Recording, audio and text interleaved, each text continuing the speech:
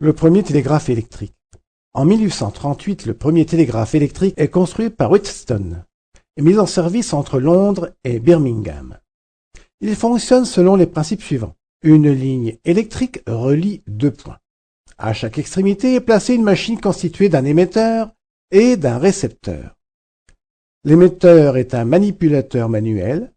Un simple interrupteur alimente avec une batterie, plus ou moins brièvement, la ligne.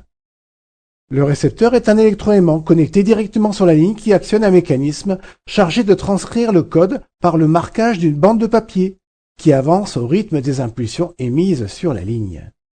Lorsqu'un opérateur appuie sur le manipulateur de son émetteur, le récepteur distant, tout comme le sien, entre en action, laissant une marque sur la bande de papier en émettant un bruit.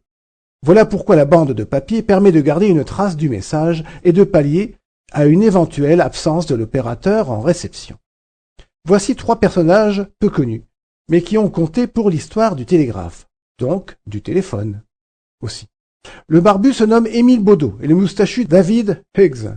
Ils ont inventé tous les deux, mais pas ensemble, le télégraphe électrique à impression.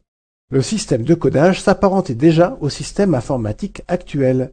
Leur appareil fut utilisé de 1860 à 1945, soit pendant 85 ans. En mars 1851, l'extension du réseau télégraphique est décidée en même temps que son ouverture au public, soit 5000 km, et 556 stations sont mises en place. Le réseau français devient le plus dense et le plus long du monde.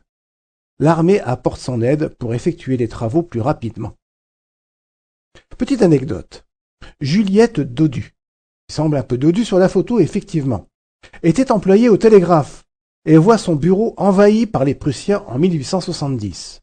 Ils l'enferment dans sa chambre afin de passer eux-mêmes les messages à leur état-major. La jeune fille entend et décode les bip-bip, puis les transmet aux généraux de l'armée française, qui sauvent ainsi plusieurs de ses bataillons.